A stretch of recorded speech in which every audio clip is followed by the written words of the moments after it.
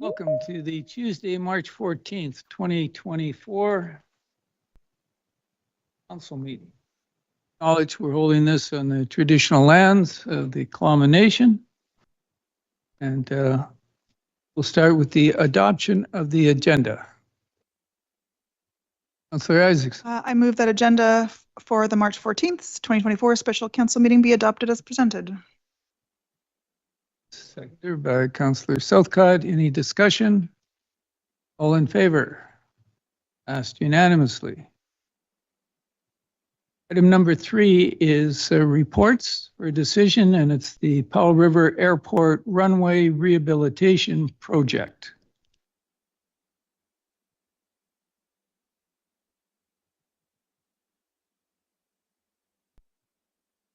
Good afternoon, Your Worship. This is a project that has been on the table for some time. And so staff are pleased to bring you progress update and also get your direction on the outcome of a bidding process. I'm going to hand over to our Cam Reed, who is going to run us through the report and where things are at. And you also have Ms. Denniston, who's been involved in the process as well. Thank you. Check. Thank you, Mr. Mayor, Council. So I believe the report is in front of you. We're seeking Council's approval to award the Powell River Airport Rehabilitation Contract to Upland Contracting Limited to the amount of $6,304,598. This is comfortably below our grant funding budget. Just a really quick overview of the scope. This will allow us to upgrade our airport to TP312 from 4th to 5th edition compliance. This is Transport Canada's most recent and most stringent regulations. Our runway length will increase slightly by about 146 feet from the current 3,623 feet to 3,769 feet as well. And probably more importantly, there's going to be a longitudinal slope reduction from 1.52% currently to 1.50%. Or less. Yes, according to Mr. Vertic, thank you. Our runway code is going to be upgraded. Currently, we're rated as a 2B non-instrument runway. It will become 3A non-instrument. This allows for some larger aircraft, I think you could say. It's going to encompass a full pulverization of the runway. So full pulverization, then resurfacing of the runway, all new markings, all to 5th edition standards, and then an upgraded, well, essentially a replaced electrical system with LED lighting. We've had issues with reliability with our old system. This should take care of that. I'm just going to quickly point out under the financial impact section, in paragraph 2, there's a slight error. I changed it at one point, and I think it snuck back in through various edits. The line where it says the $7,725,527 grant available for construction is $1,420,929. Under the suggested tender award of $6.3 million, you should actually say it's $1.4 million more than the suggested tender award of $6.3 million. I think that's about it. If there are any questions, we'd be happy to entertain. Questions? Mr. Isaacs? Thank you, Mayor Wasno. So question is not, I think the project we've known is coming. Can you talk a little bit about the timeline of how we got here and where we need to go from here? So I think my main question being,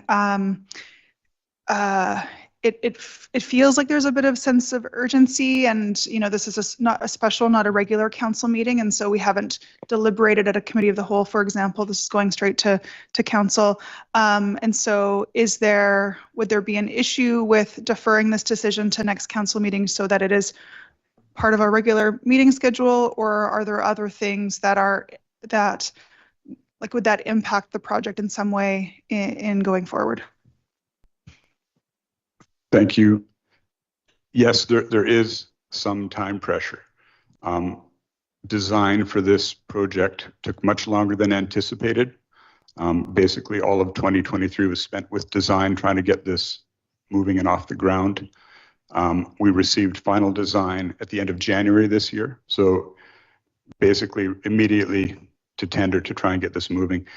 Trying to get it done in the spring season, it's actually definitely is an inconvenience. Whatever we do, if we shut down the runway, it's never going to be a good time. Pacific Coastal, our local carrier, they agree that the spring timing is actually as optimal as it's going to get for them. And that's definitely a big part of the decision. It's ahead of the busy summer season. I would say that in the fall, there's also greater risk of projects going longer, getting compounded by other construction projects and obligations that contractors may have through the rest of the season. So it's almost, we're getting a jump on the construction season. It's better for Pacific Coastal. And also, as far as funding, there's the potential of, we can't do this next spring. We will time out as far as our ACAP funding. The fall, there's greater risk, as I point out. So this is actually optimal. It was definitely compressed because of the delay in getting design. And just to clarify, I meant not deferring to it a future year, but to a week later on council. Yeah. Thank you. This is really, again, it's optimizing things. It's trying to get ahead of the end of June. It leaves a little bit of wiggle room to be done. It's busier for Pacific Coastal. It's busier for the traveling public as well. Again, there's simply no good time to shut down a runway. It's unfortunate that we have to shut down the runway, but because of the technique of pulverizing the runway, as soon as that pulverization happens, there's no runway. Other runway projects are able to phase more. A lot of that is because of the length of our runway. It's so short. There's a significant slope. It's going to be more cost effective. It also allows for the contractor to come in. They've got basically a free sandbox to play in and just do things as effectively, efficiently as they can. We're not going to have night work. We don't anticipate. I shouldn't say that we won't, but this just allows them to run day shifts. It's less expensive for them as well. Councillor Dowd.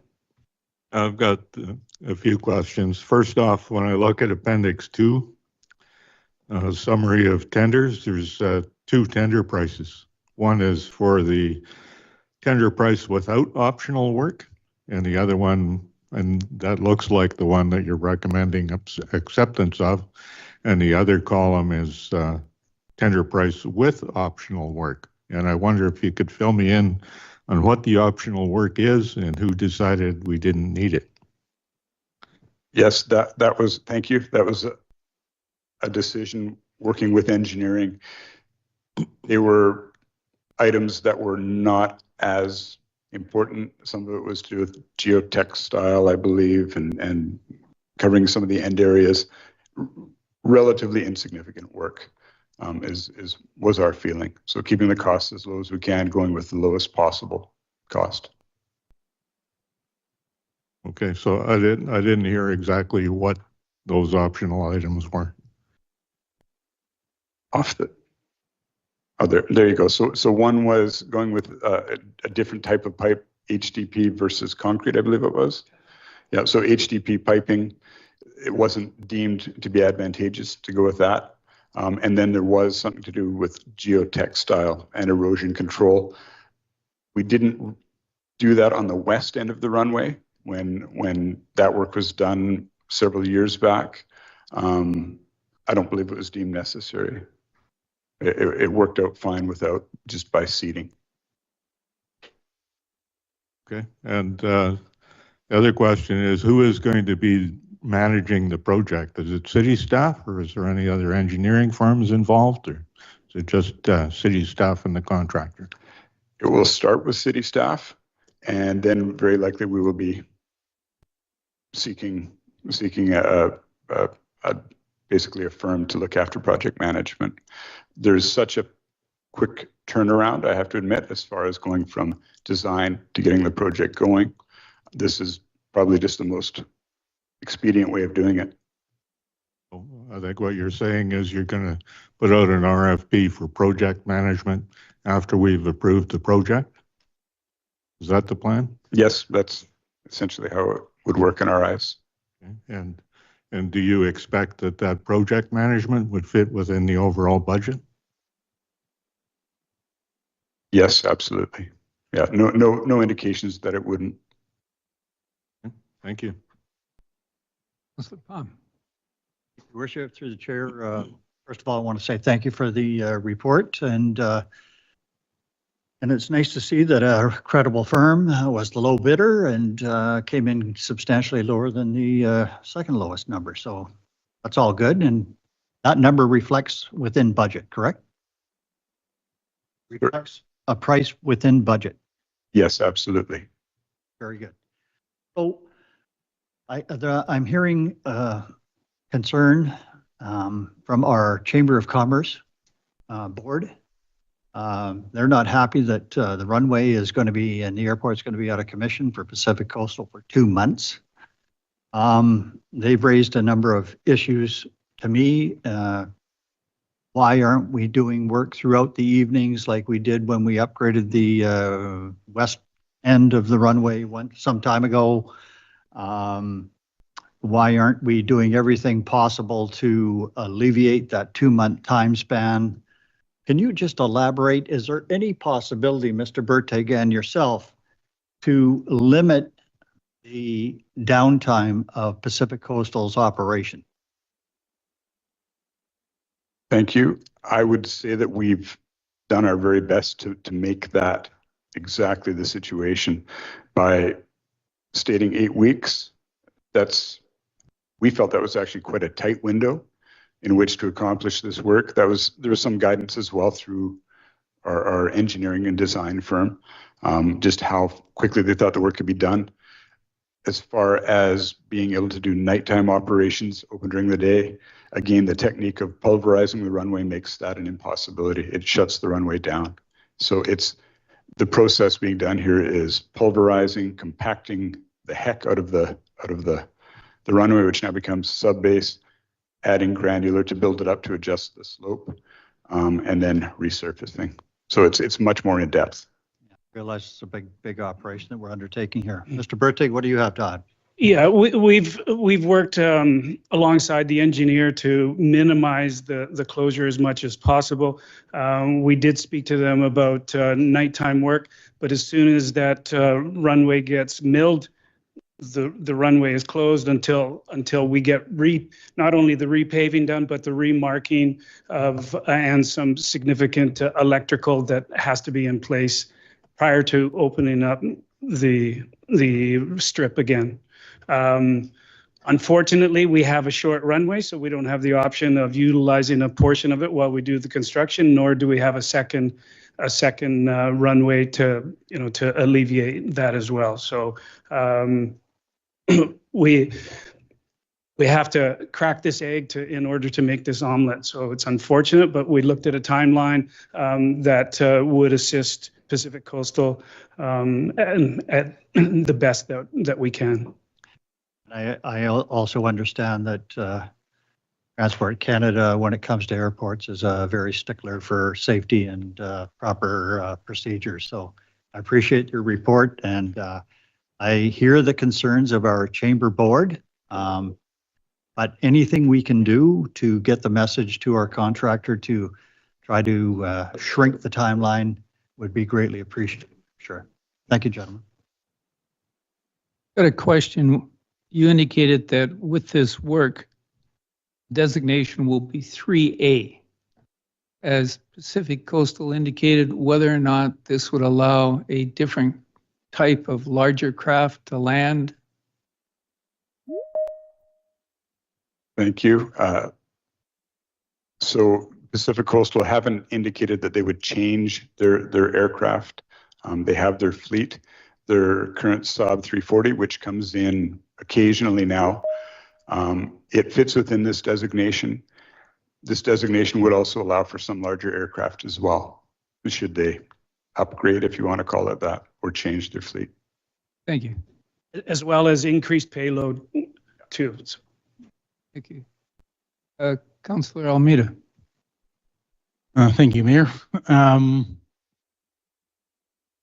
few different questions, if I can gather my thoughts, I guess. So the plan, I guess, from what I hear is we're trying to get this done. So Easter's around the corner here, spring break's closer around the corner. So we're trying to get this done kind of after Easter, before the end of the school year. Is that looks like the window that we're trying to fit in?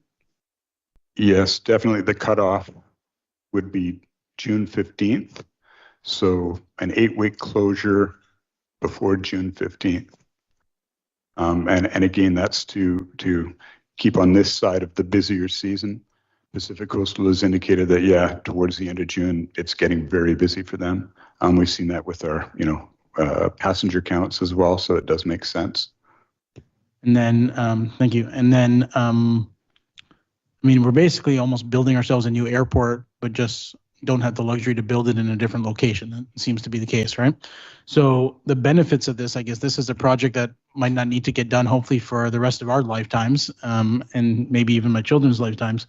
But the other benefit, I guess, would, in addition to larger planes, would that even potentially open up for other competitors who now have a larger airport, that we might get a secondary airline that, because they can fit a larger plane in, might also open up the door to increased opportunities for residents to fly out? I know that would be a speculation, so. Yeah, absolutely. Total speculation. I think Pacific Coastal is going to see gains in the number of passengers that they're able to move now after this project. Whether that would satisfy the demand, I don't know. I couldn't comment, but there will be gains, and significant ones as far as we can determine. So they are supportive of the project, especially now that they've had a good hard look at it. Yeah, thank you. Councillor Southcott. Thank you, Mayor. Maybe just a few more words about summertime light airlift and load capacity, and also helicopter access. So contingencies for travelers, helicopters, and maybe mention Harbour Air. I think these are good things for us to know. And it sounds like this is optimum timing from the standpoint of yeah, definitely. Pacific Coastal runs into issues during the summer months when the lift capabilities of the aircraft is lessened. So it means that they can only accommodate so many passengers on their aircraft. So this will avoid that this summer and those restrictions. With regards to the closure, we have been in contact with Harbour Air, just letting them know that this was a potential. It looks like they're going to add additional flights and perhaps even towards the Fraser River to the South Terminal. Other options that we have are helicopters. Emergency services has been notified to let them know about this closure, so they will not be able to land their aircraft at the runway, but they have the option for their helicopter base. And then the other options that are still available to us are the Comox Airport, as well as Texada for the events of certain emergencies. Councillor Isaacs. Yeah, just one note. I think the timing, I you know, assuming June 15th is a hard stop, I know a lot of folks in our community care about Prisma, and Prisma's portion that is in Powell River starts on the 17th of June this year. And I know we get a lot of visitors from around who want to either participate or attend it. And so hopefully it stays on track. Councillor Pong. Thank you, Your Worship. Through the chair, just one further question coming from our great Chamber of Commerce, and that is medical flights in and out. Can you elaborate on how those might be disrupted, or are those generally out of using a helicopter out of the hospital? Thank you. Most of the medevac flights, the vast majority, are with helicopter direct from the hospital, so emergency flights out. There is some fixed wing that comes in. An awful lot of the time that's more around icing conditions. That's our understanding for bringing in fixed wing. It does come, they do come in sometimes through summer months as well. It's very infrequent compared to the helicopter use, so far less. I just will say I fully support reaching out to Harbour Air, both for their harbor flights and possibly to the South Terminal. Just for medical reasons alone. So, thank you, gentlemen. Just a note, I've had a good conversation with Harbour Air, and staff have indicated they're doing a lot of planning in order to increase the flights and the flight options. So I'm confident that they understand the importance and they see this as an opportunity. Councillor Early. Thank you, Your Worship. So my question is around our local and social procurement initiatives and how they might have been considered when we were looking at these bids and what we thought of that.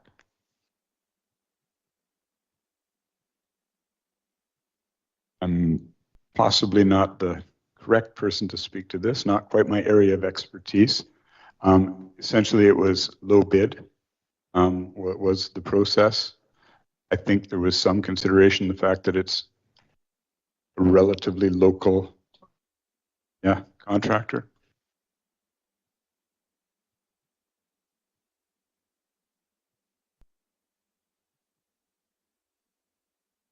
Repeat that, please. There's a couple of local contractors that are at least part of this low bid. So that's what we reached out to ensure that they were including the locals. So obviously sources like Gravel Source is coming local. Electrical looks like it's going to be local. Paving, it appears it's going to be with the local outfit. Thank you. So we have a recommendation from staff. Would somebody like to put a motion forward? Councillor Almeida. I move that the Powell River Airport Rehabilitation and Extension of Runway 0927, tender number 1220-200633, be awarded to Upland Contracting Limited in the amount of $6,304,598 plus GST. Councillor Southcott, all in favor? Opposed? Passed unanimously. Thank you very much. I'll turn to the overflowing audience. Mr. Galinsky, do you have a question?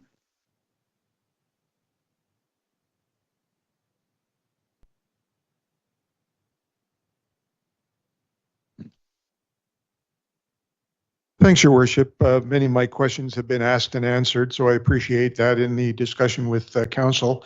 My first question is, where is Upland contracting from? I don't know.